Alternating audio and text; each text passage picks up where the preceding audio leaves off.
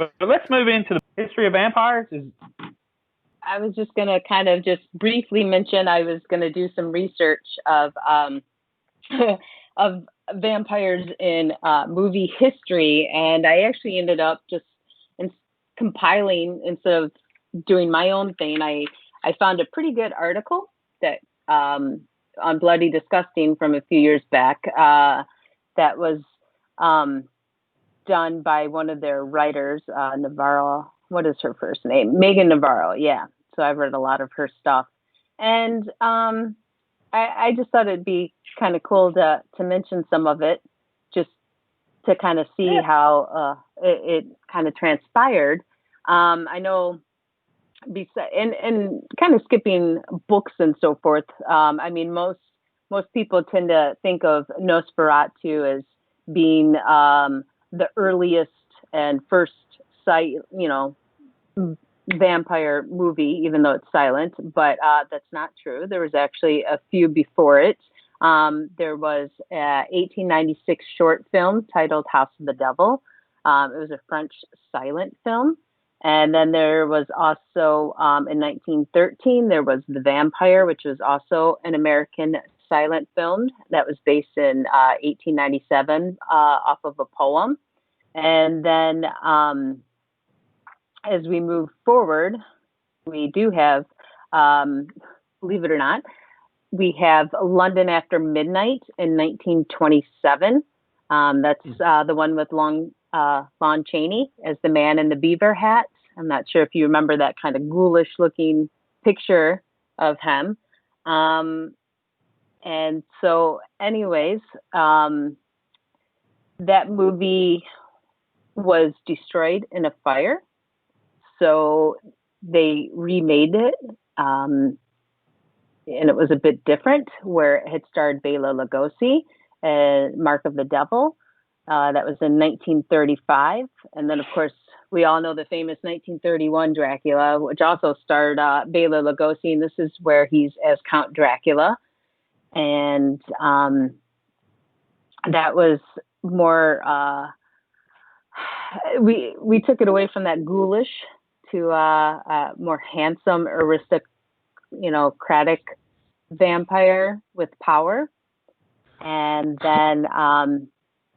then we move into the Hammer era of films, where we got Bright Blood, when you did see it.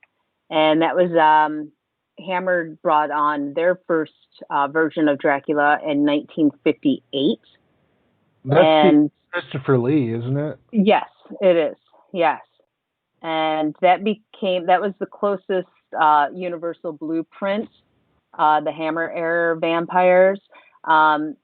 There wasn't much change. It was gothic and regal, and exude mystery and power. And the films were in color. So that was a big thing as well.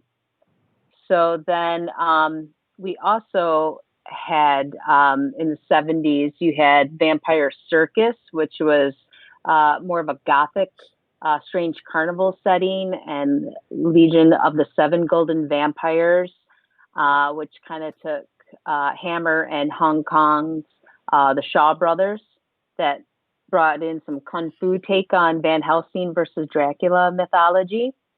Holy shit, that's cool. Yeah, right?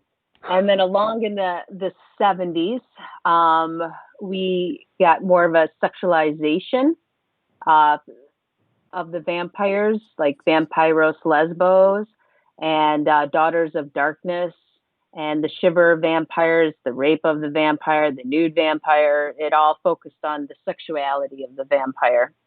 And then we have the wonderful, one of my favorites, 1972, we have Blackula and Scream, Blackula, Scream, which played up on Black exploitation. And this next movie is on my list. I hope to maybe get to watch it today. It's on Shudder, and I'm not sure if I'm pronouncing it right. I think it's Ganja and Hess.